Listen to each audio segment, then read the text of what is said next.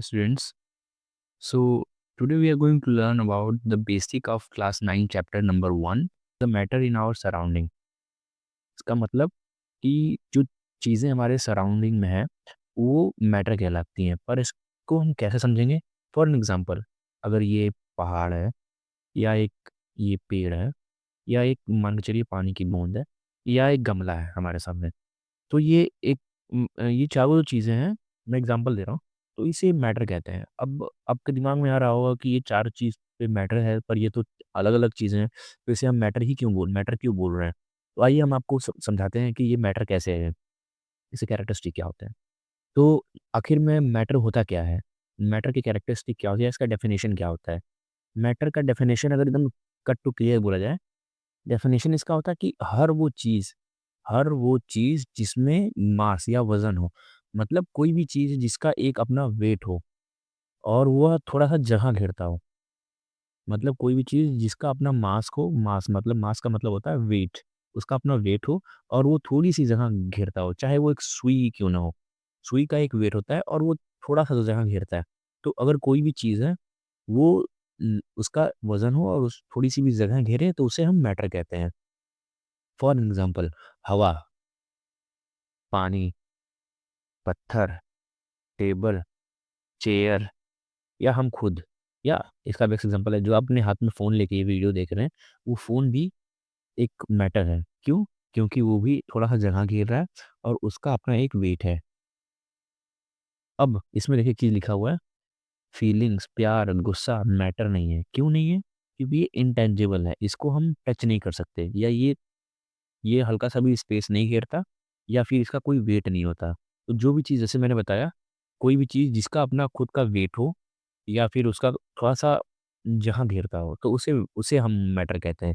और यहाँ फीलिंग्स के केस में, प्यार के केस में, गुस्से के केस में ये मैटर इसलिए नहीं है क्योंकि इनको हम टच नहीं कर सकते, छू नहीं सकते, और सबसे बड़ी चीज़, इनका अपना कोई वेट नहीं होता, तो इसलिए ये मैटर के पार्ट नहीं होते हैं।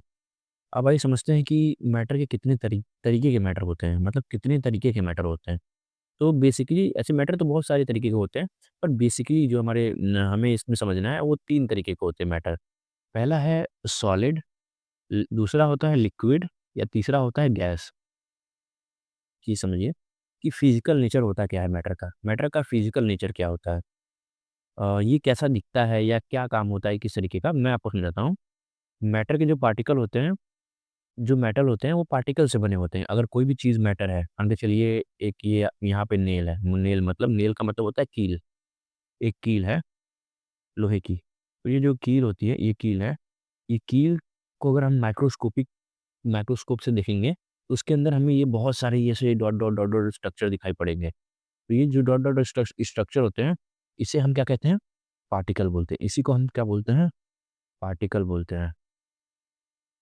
ये सारी चीज़ें जो होती हैं पार्टिकल होती हैं, और ये एक मान के चलिए एग्ज़ाम्पल पे दिखा रहा हूँ, अगर ये 1 इंच है, तो इस 1 इंच के अंदर आपको मिलियन-मिलियन में पार्टिकल दिखाई पड़ेंगे। तो जो ये पार्टिकल होते हैं, इसी से मिलके कोई सामान बनता है, उसे मैटर बोलते हैं। तो ये पार्टिकल्स माइक्रोस्कोपिक फोटो पार्टिकल्स की, होप आप समझ रहे होंगे। और ये जो पार्टिकल्स होते हैं बहुत छोटे होते हैं, बहुत। आइए समझते हैं characteristic of particle of matter. Matter के जो पार्टिकल होते हैं उनके कैरेक्टरिस्टिक के बारे में आज हम समझते हैं, ठीक है? तो इसमें क्या है कि जो पार्टिकल्स होते हैं उनके बीच में स्पेस होती है, बहुत जगह होती है। बहुत जगह होने का मतलब जैसे ये पार्टिकल है, इसके बीच में ये पार्टिकल्स हैं। ये आपस में इनके बीच में जगह होती है, मतलब खाली-खाली सा होता है, और ये पार्टिकल लगातार मूव करते रहते हैं। ये मतलब पार्टिकल जो है एक जगह, मतलब आपस में अपनी जगह पे वाइब्रेट करते रहते हैं, हिलते रहते हैं, आगे पीछे होने की कोशिश करते रहते हैं। तो इनके अंदर जो होती है पार्टिकल्स के अंदर मूव करते रहते हैं, जिसकी वजह से एक एनर्जी बनती है जिसको हम काइनेटिक एनर्जी बोलते हैं। तो इसके बारे में हम कभी और जानेंगे, काइनेटिक एनर्जी के बारे में कभी और जानेंगे कि एक्चुअली काइनेटिक एनर्जी क्या होती है। अभी फ़िलहाल में बस आप ये समझिए कि पार्टिकल्स के बीच में जगह होती है, ये लगातार मूव करते रहते हैं, और जो पार्टिकल्स होते हैं एक दूसरे को अट्रैक्ट करते हैं। जो पार्टिकल्स हैं, फॉर एग्ज़ाम्पल ये जो पार्टिकल हैं, ये आपस में एक दूसरे को अट्रैक्ट करते हैं। जैसे ये इसको खींचेगा, ये इसको खींचने की कोशिश करेगा, ये इसको खींचने की कोशिश करेगा, ये इसको खींचने की कोशिश करेगा। तो पार्टिकल्स जो हैं एक दूसरे को अट्रैक्ट करने की कोशिश करते रहते हैं हमेशा। आइए नेक्स्ट स्लाइड में चलते हैं। अब समझते हैं कि सॉलिड सॉलिड के बारे में समझते हैं, सॉलिड क्या होता है? इसमें देखिए सॉलिड का क्या मतलब होता है?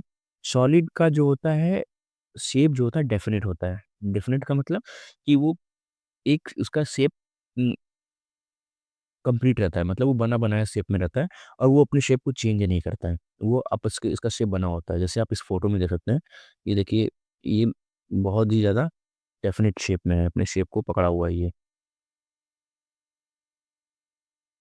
और दूसरा ऐसा कैरेक्टरिस्टिक होता है कि ये बहुत पास-पास होते हैं, मतलब इसके जो पार्टिकल्स होते हैं बहुत-बहुत पास होते हैं। दूर-दूर तो होते हैं वो, जो कि उनको अपनी नंगी आँखों से दिखाई नहीं पड़ेगा।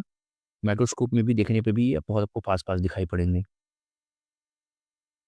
जिसकी वजह से इसमें बहुत स्ट्रॉन्ग अट्रैक्शन बनता है। स्ट्रॉन्ग अट्रैक्शन बनने का मतलब ये काफ़ी मजबूत होता है, इसको तोड़ना बहुत मुश्किल होता है। फॉर एन एग्ज़ाम्पल, जैसे लोहे की कील है, मैंने समझा रखा है इस फ़ोटो के माध्यम से आपको। ये जो कील है, कील को अगर माइक्रोस्कोपिक लेवल लेवल तक देखा जाए, तो हमें उसके पार्टिकल्स इस तरीके से दिखाई पड़ेंगे, जो काफ़ी पास-पास में रहेंगे, जिसकी वजह से इनको तोड़ना काफ़ी मुश्किल है। कभी आपने कील को तोड़ने की कोशिश की है? कील को तोड़ने जाएँगे तो कील आपसे नहीं टूटेगा बहुत आसानी से। तो इसका रीज़न यही है कि उसके जो पार्टिकल्स होते हैं बहुत पास-पास होते हैं और कॉन्ट्रैक्टेड होते हैं, ठीक है?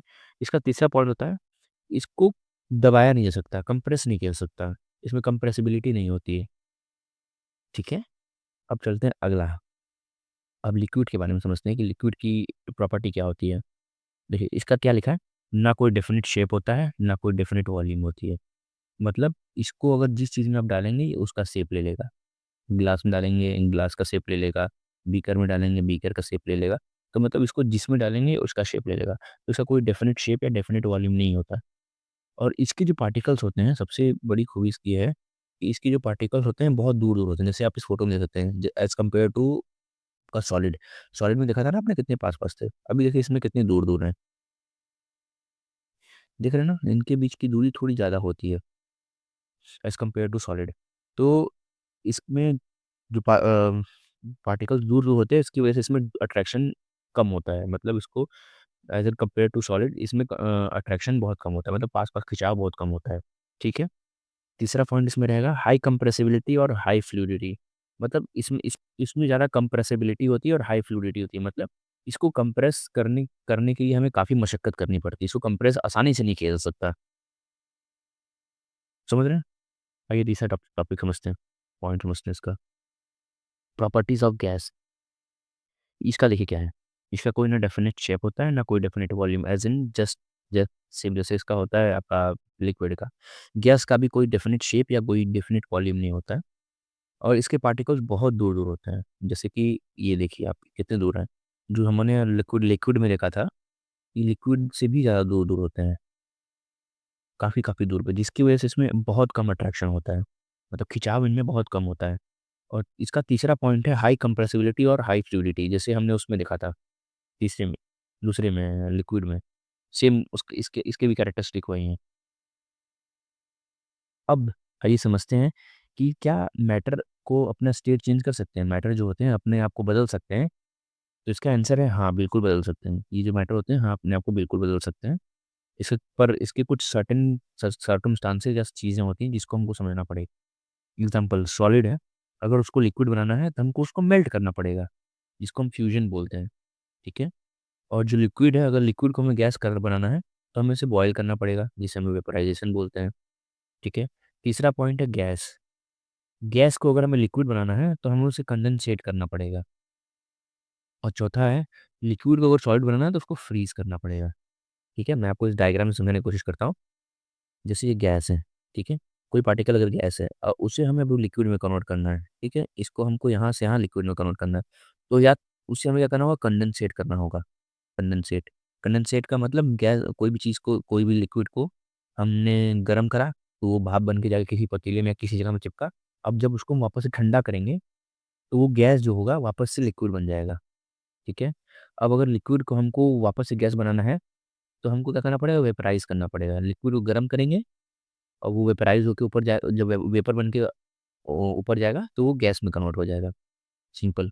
अब लिक्विड को अगर सॉलिड बनाना है, तो हमें उसे फ्रीज़ करना पड़ेगा। जैसे आप जान रहे हैं ना, पानी है, पानी को अगर हम डीप फ्रीज़र में रख के या फ्रीज़र में रख के ठंडा करेंगे तो बर्फ़ में के शेप में आ जाएगा। तो वो जो लिक्विड रहेगा सॉलिड बन जाएगा फ्रीज़ करने पे, ठीक है?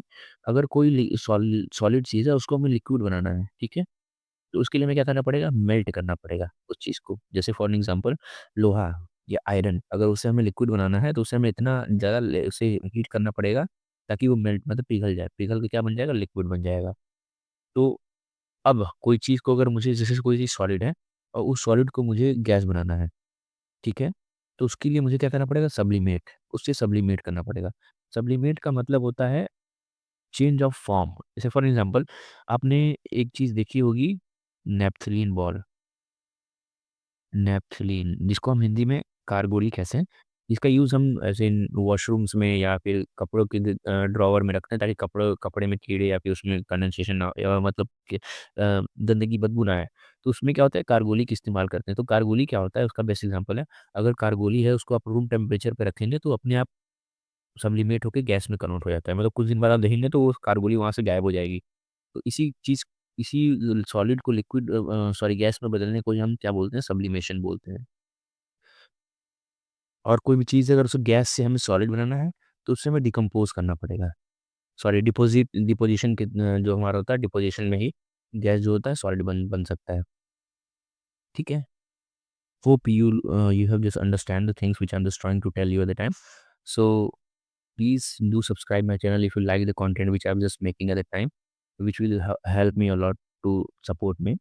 So thank you very much for watching this video. If any question is there in your mind, you can just simply comment in the comment section. I will just definitely try to respond to you at the time.